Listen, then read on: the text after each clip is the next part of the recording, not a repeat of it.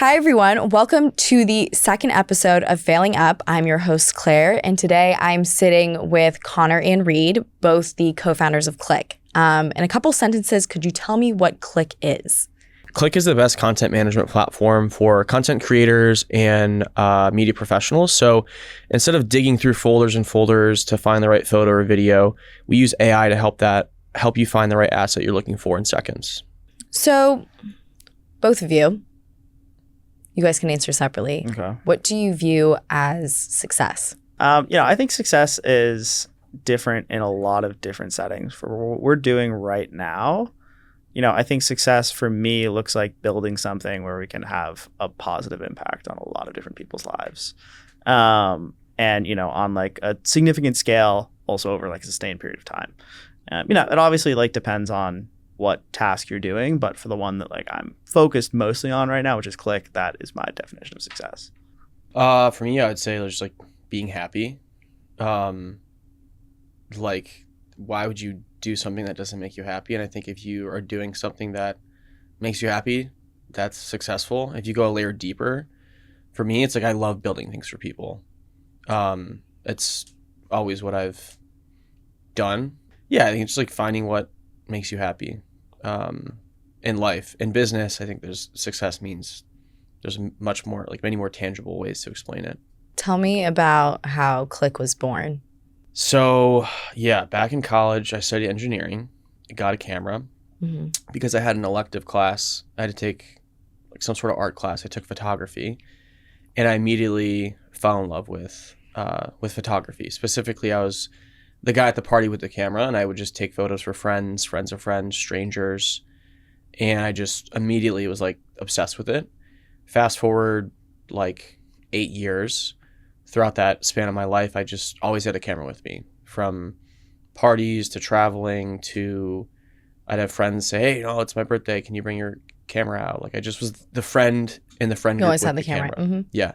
And eventually, I got to a point where I'm like, man, this is crazy. Everyone always asks me, how do I get that photo?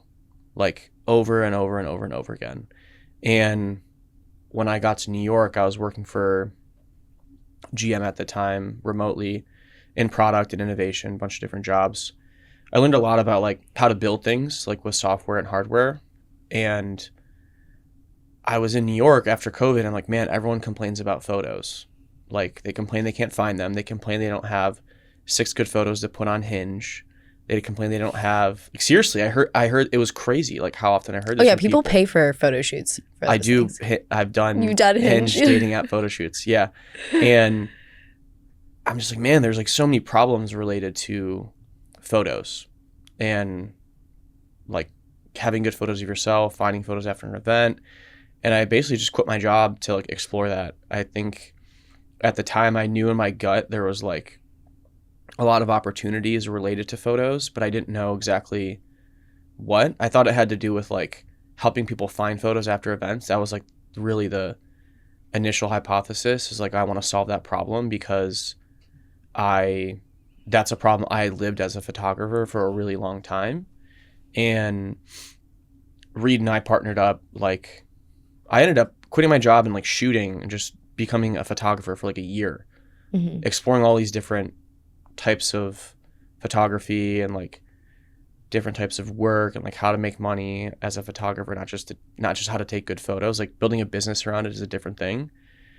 And after a year of that, then I kind of approached Reed and was like, hey man, I want to like build this thing. And I still really didn't even know what I wanted to build, aside from like, let's use AI to like help people get photos.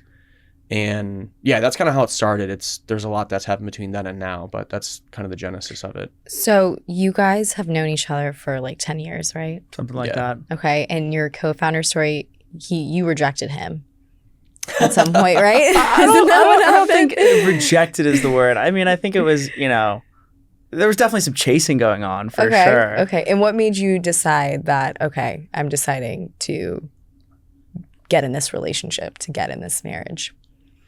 Well, I was working at the time like a pretty cushy software engineering job at a unicorn stage startup.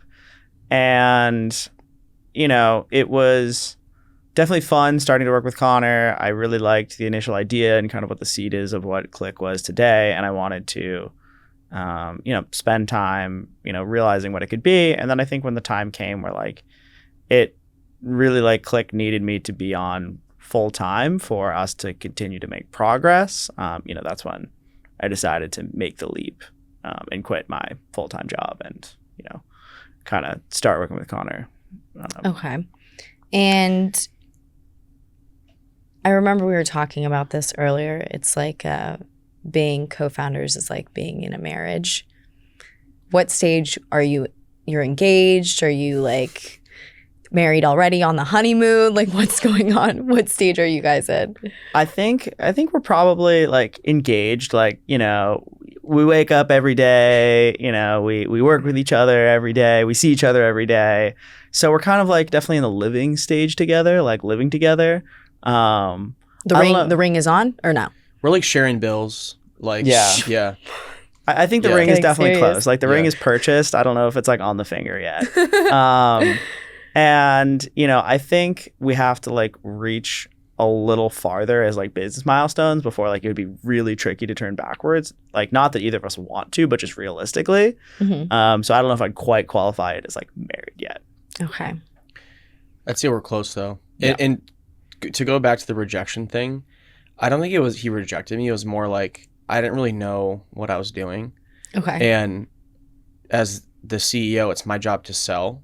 Mm-hmm. And I knew like I wanted to build something, but I'm not a software engineer. And the first person I had to sell was my co-founder. Like I needed to find someone to help me build this. So I think the biggest sale I've made was like convincing Reed to like first start spending some of his free time. Like your free time is so precious. And while he was working a day job, like the second time I approached him after like learning more about the photography space and having a more clear vision of what I wanted to build, I was able to sell or influence him enough to start spending some of his free time to kind of like tinker with me. Whereas the first time I approached him, it's not that he like rejected me. It was more just like I needed to work on myself more and like in the context of dating. It's not you, it's me. Yeah, exactly.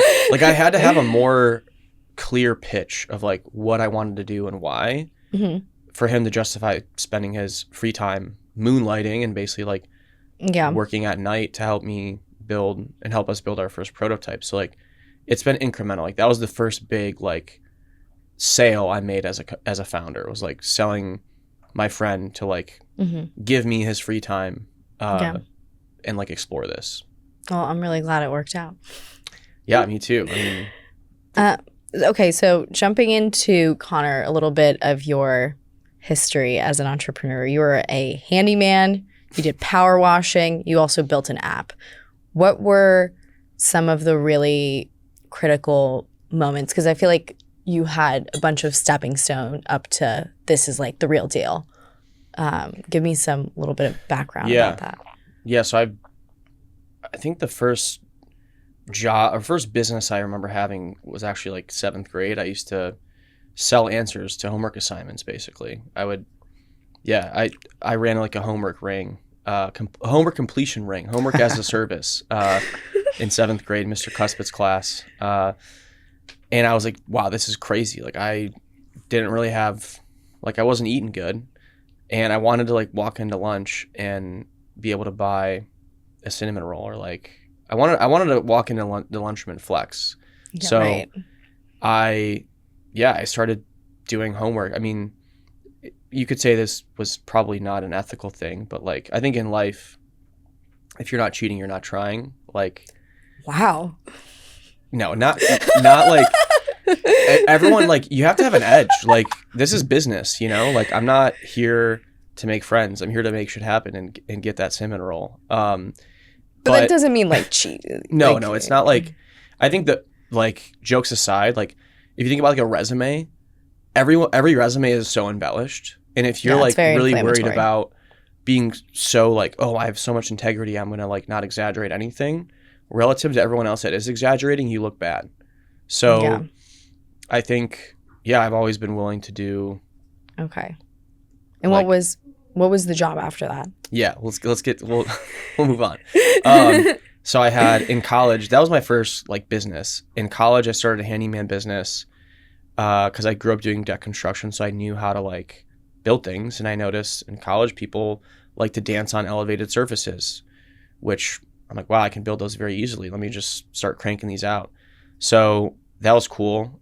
It was my senior year of college. I bought a truck for $1,900, which enabled me to go like make runs to Home Depot with without having to rent a U-Haul like I had in years past. And I was like, I think I really learned in that experience, like it takes money to make money. By investing in a truck up front, I made $3,000 in 10 days when I got to school that year. So I paid a car off for myself and I had $1,100 to spare.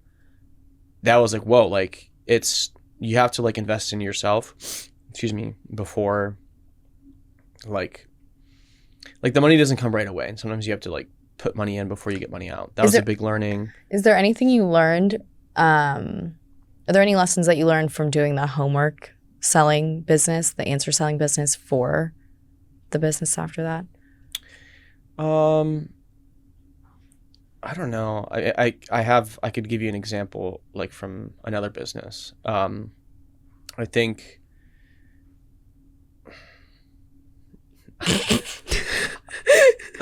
no, I don't think I learned anything from like I think I just learned from the homework business like wow, I can make like you got the taste of money. Yeah, I'm like I can make money for myself. There's no like I'm my own boss. This is the most amazing feeling ever. Like and there's unlimited upside. I think that is like why I love being an entrepreneur.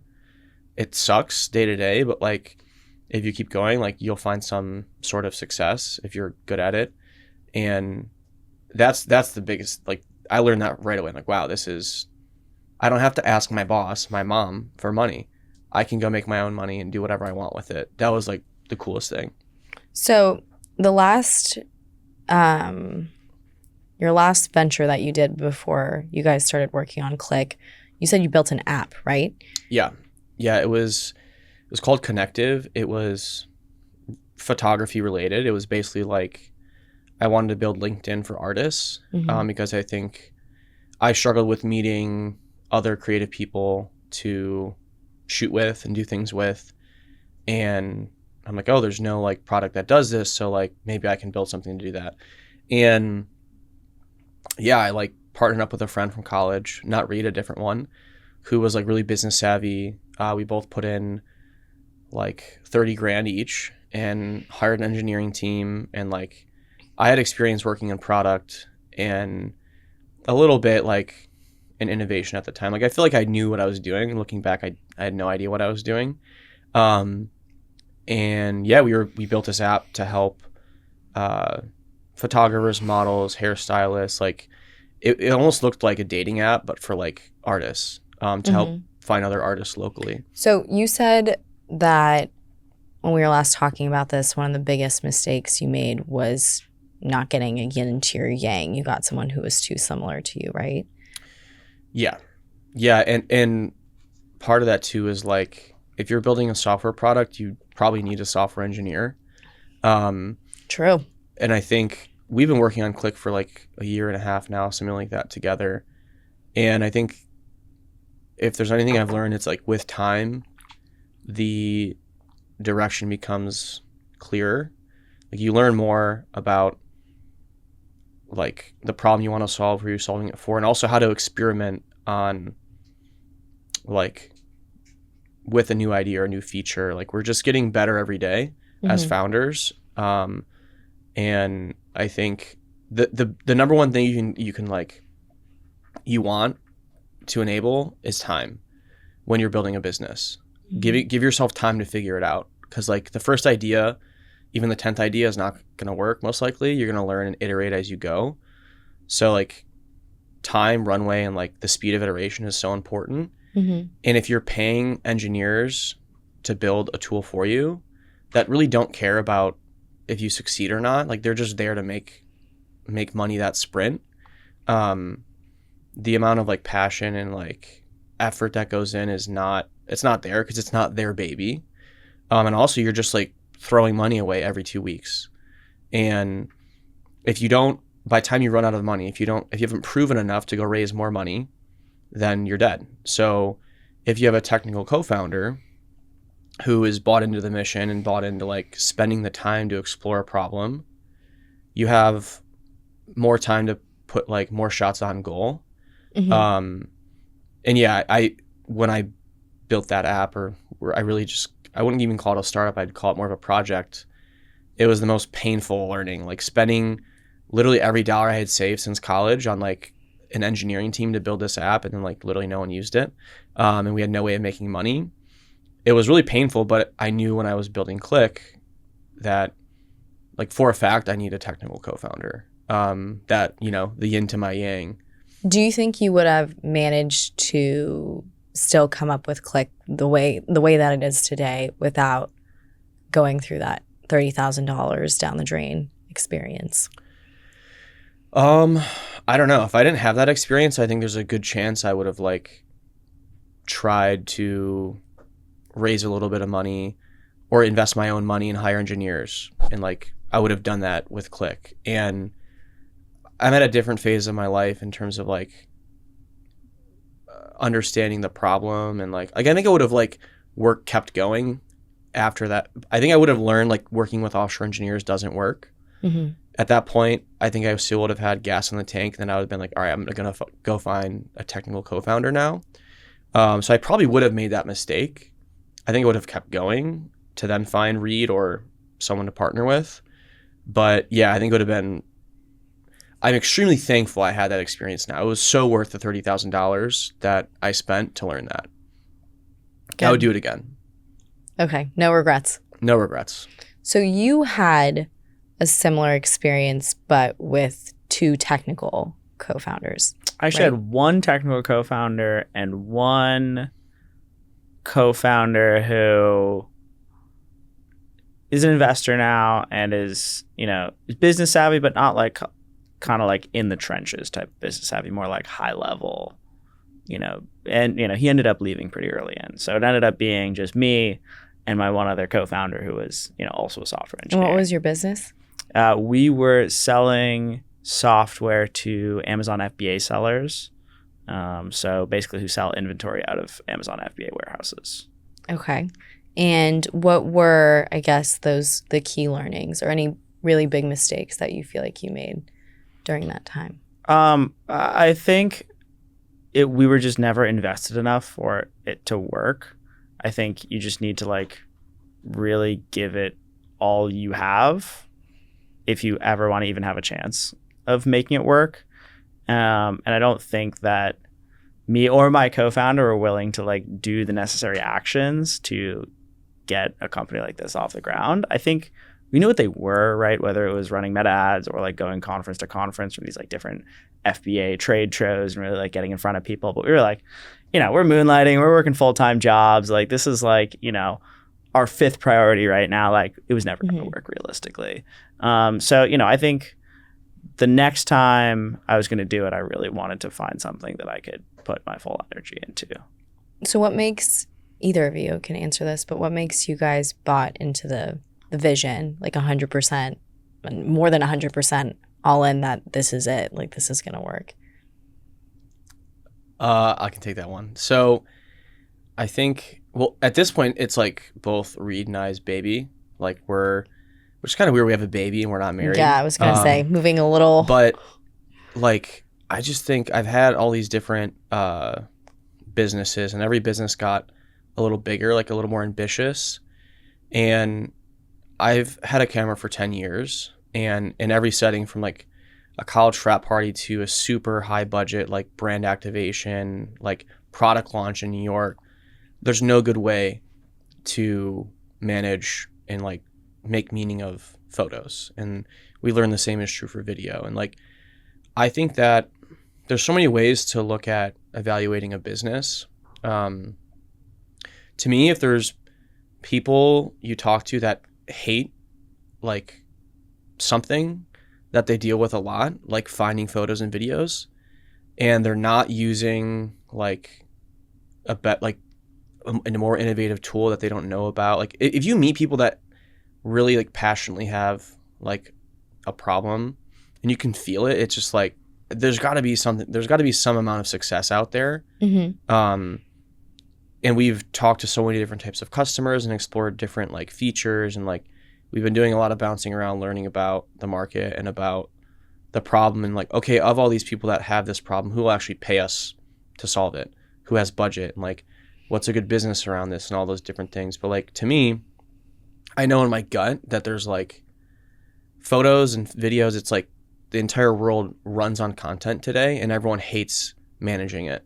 Yeah. So that's enough to keep me going.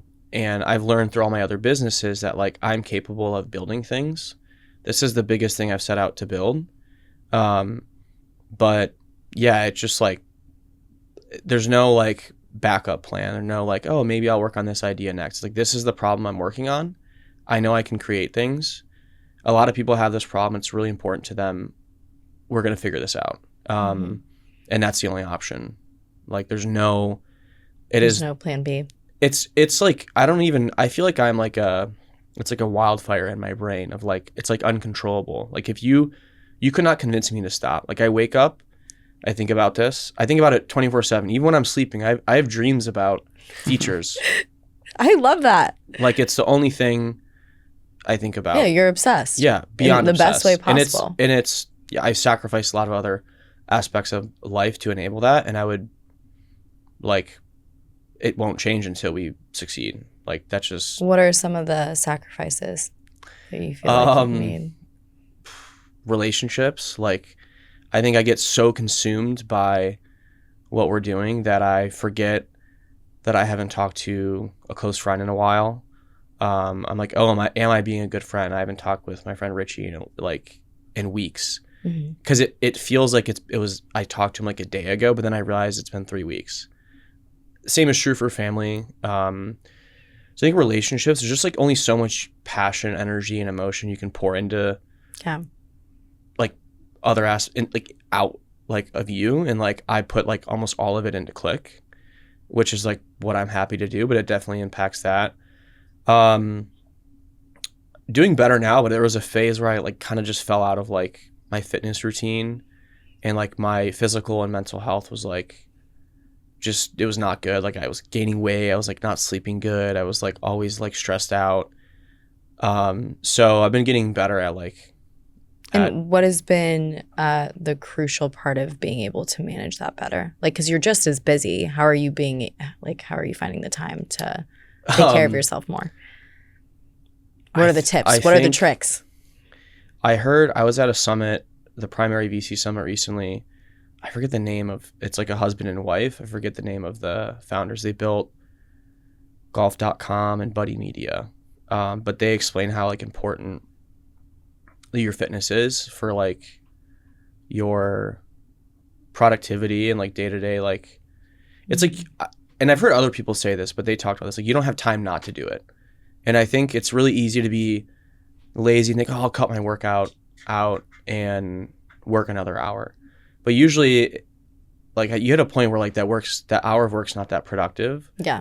So now I'm like, I'll go for a run at midnight. Like, it's not what I want to do, but I'll do that.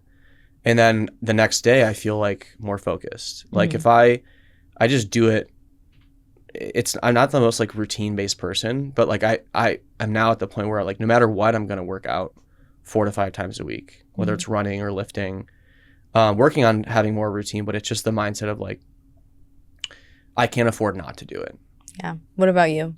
Do you have that same, did you ever have that same issue? Of giving up things for my work? Yeah, I think it's absolutely, I think that you give up a lot to start a company, from the ground up. You give up financial security, you give up, a scheduled in X number of days of vacation a year. So, I think that there are definitely sacrifices that come with this lifestyle, 100%. I think it's very turbulent. The ups are a lot higher than any work I've experienced previously, but the downs are also, much more extreme. So I think that kind of roller coaster can be really difficult. Give me some examples of some ups and downs that you guys have had. Yeah, I think, What was like the happiest moment that you guys have had with Clik? It's a good question. The moment Wow. where you guys were both so excited and It's a good question. I can tell you. Celebrating I think when Reed quit his job, it took that me was a real deal. it took me a while to convince him. It's hard to like quit your job making like an amazing salary, like working normal hours, to go make nothing and have nothing guaranteed. Like, but I knew I knew that was going to be a huge enabler for our business, and he committed to like putting in, like, you don't leave your job and like not explore something for a while. So like that was probably, I'm like, cool, this is like we're gonna have a shot at this now. Mhm. I think before then I was like, man, like I hope I can convince Reed to quit his job. And what was your celebratory, like your big happy moment? I think getting our mobile app on the App Store was really rewarding. Mhm. Just kind of growing up, like seeing the iPhone come to fruition, and then like going through the painstaking process of like porting our web platform to a mobile app. And like, I'd never built a mobile app before, and I probably built that like 95% myself in the span of like 6 weeks. That's impressive. So, just to see the little Clik icon on my home screen, I think was pretty rewarding. That's awesome. Yeah, it was cool, and people loved it. Like this is like looks great. It's smooth. So yeah, for 6 weeks, it was pretty impressive. And then what are the most challenging points where you guys have had? I think like admitting to Friction. yourself when you're wrong is really difficult. What's something you've been wrong about? I mean, Everything. like almost everything. Like it's kind of the process. Like you're like Mhm. this wrong, and then you're this wrong, and then you're this wrong, But and hopefully if you're this everything wrong. is wrong, you're closer to getting something right. Exactly. It's Like all you're trial and funneling error. into, something that eventually works is, what we're hoping. I think the toughest one though was like our first kind of like the first real product we rolled out, like our first web app. We were building like a SaaS Mhm. type product for photographers, and but we're also building it around events, and it was like the dead of winter, like mid-January, and there's like no events going on. Like we weren't onboarding anyone, and we're like, all right, we need to like take a serious look at like what we're doing and like figure out if there's a way we can like change the trajectory, which we ended up kind of doing a pivot and moving towards kind of that mobile version that a lot more people were able to like utilize. Okay. And what about you? What was you lowest say the point? lowest point with Clik so far?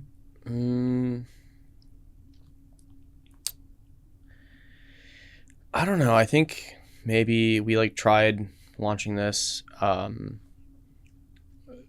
product where like photographers could sell photos, like, which is not something we invented, but it was like there was efficiencies we created in like onboarding and checkout, and like we're like, oh, like this is gonna be so much better than everything else. And it like, looking back, I'm like, it was the same thing as other people have done. And I had this huge extravagant vision of like, if we create a way for photographers to sell photos anywhere, it'll like change where photographers can make money. And like, it was a really like amazing vision. And like, if it worked, I think it would work in some settings, but it just was it didn't work basically. No one, like, maybe 10 years ago it would work better, but like now everyone has an iPhone. There's so many photos out there. Like, Yeah. it's just like, and now selfies are kind of normalized, like even are kind of fun. So for you to to pay for a photographer's digital photo, this is all digital, not even prints, like at a club or at like a tourist spot or at like a zoo. Basically, it was this idea of like making this, there's this thing, Disneyland does this, like they have photographers all over, they take photos and you can buy them. I wanted to make that accessible like anywhere. And we spent so much time building a way to test that, and it just completely flopped. And it was really like, it kind of hurt my soul, because it was like, of all the like ideas we had tested, I wanted that to work out so badly, because I would love if I could go make money as a photographer anywhere. But it was just too idealistic. Again, I think it could work on a smaller scale somewhere, but it's not like it's more like an agency, not like, we want to build a big like software company, not a small business. So yeah, that was rough. okay. And I guess looking towards the future, what are things that you guys are most concerned about regarding outside of the business just failing? Like, what are things that could go wrong?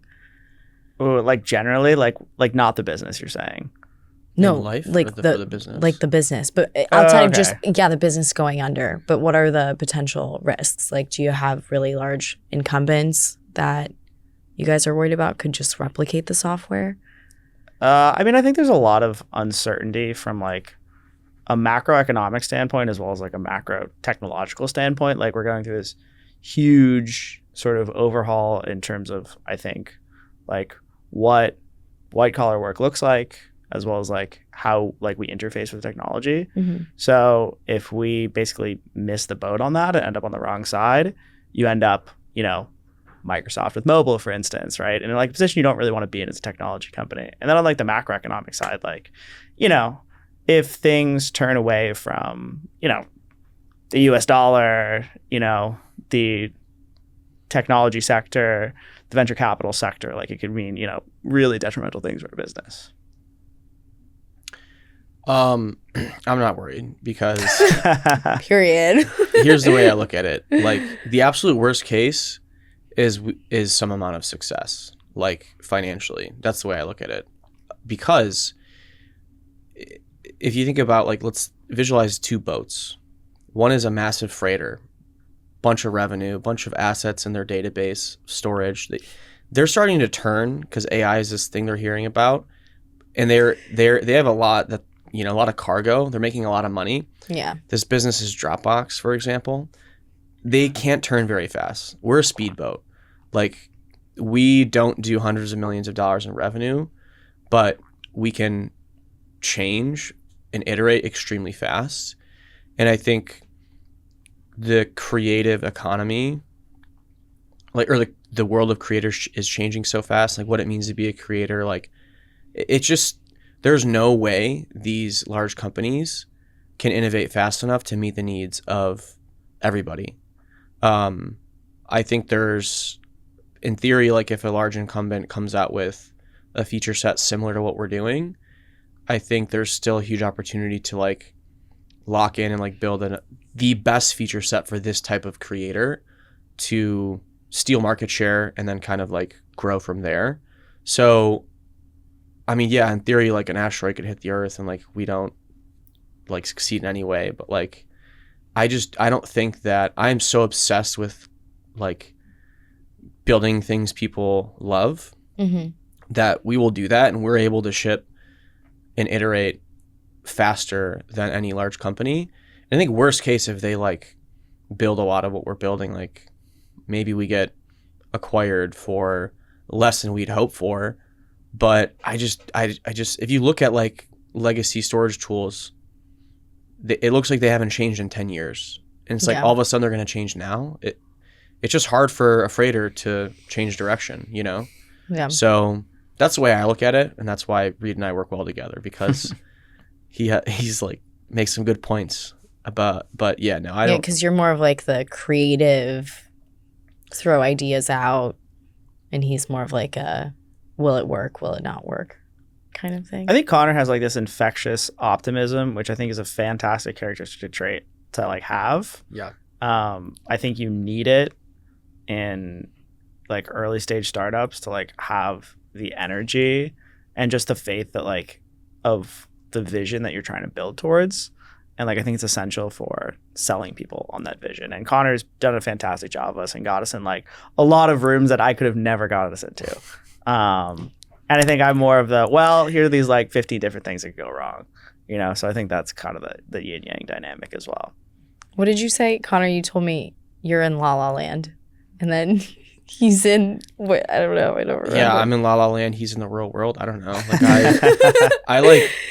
I just always think like, man, what if things were like this? Yeah. And usually there's a reason things aren't like that. It's because it's impossible, at least with today's technology or like the way consumers behave or what they're like. There's probably a reason it doesn't exist. And I think that like if it made enough sense, it would already exist. That's what I always tell myself. So when people are like, that sounds a little crazy, even if Reed tells me it sounds a little crazy, that means I'm like, cool, I'm onto something. Because like if it wasn't, it wouldn't be an opportunity. Yeah, So it would already exist. I think like this is something I learned when I was at GM working innovation. It was like, if you aim to be like 20% better than you are today, you might get really lucky and get like 30% better. Like if you work really hard. If you aim to be 10 times better than you are today, it's probably impossible, but even if you miss, you're going to end up like 2 times better. So like 100% better than where you are. Like, so I think when you're trying to build something new, when you're trying to invent something, you have to think a little almost like irrational, and then work backwards from there. So it's like, it's this kind of mindset of, it's a product management like methodology. It's desirability, viability, feasibility. It's like a Venn diagram of 3 things. What do people want? What can we build, which is the feasibility thing, and viability, which is like, what can we actually make money on? I like live in desirability land. Like, man, imagine if we could do all these crazy things. Like, we could just build that like in a week, right, Reed? And he's like, no, that would be like maybe 6 months. So I lean towards desirability. Like, what is the ideal thing for people? If we could do this, imagine how amazing that world would be. Mm-hmm. But usually it's very impossible. And then Reed comes at it from an angle of feasibility. It's like, what version of that is possible? So yeah, I forget the question, but got the idea. Yeah. Okay, so my last question. I love you guys. My last question is, if you could give any advice to people who are also just starting a business, what would it be? What are some of the pitfalls that others could avoid in the very early stage? Because that's where you guys are. I think the number one thing is like, you know less than you think you know, and kind of leaving your hubris at the door. If you have a hunch about what people want, there's a good chance you're wrong. Interesting. That's Mhm. nice. There's almost like 100% chance you're wrong, unless you've actually heard that from their mouths or like intimately observed their workflows, right? So leaving that at the door and instead finding ways to really intimately listen to your customer, and build tools for them, not tools that you think will be useful. Mm-hmm. So that, level of tracking paired with like a rapid iteration cycle, I think is like the key to, a successful startup. Yeah, so build what they actually want, not what you think they want. Yeah, finding ways to get metrics and feedback. Like, for instance, for a long time, we were kind of just like guessing on what we thought people want, and we've switched our product methodology to every user interview, we track like the different pain points people see, put that all in a spreadsheet and track exactly like the different points that our potential customers are hitting, and use that to inform our product roadmap. Period. Yeah. Okay. What about you? I would say yes for 1, but I'll give 2. 1, like, do not like try to build a startup just to build a startup. There's so many like shiny objects out there, like AI. Like this lifestyle sucks.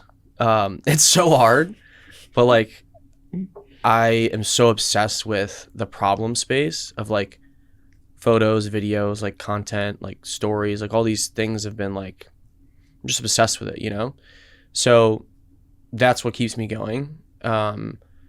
It's going to be really hard. Like any like entrepreneurship podcast or like summit or whatever you're at, like people will say that.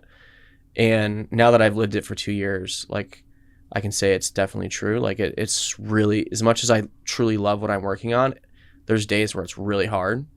So don't work on something just because it sounds cool or there's a big market. Like work on a problem or a space that you're passionate about.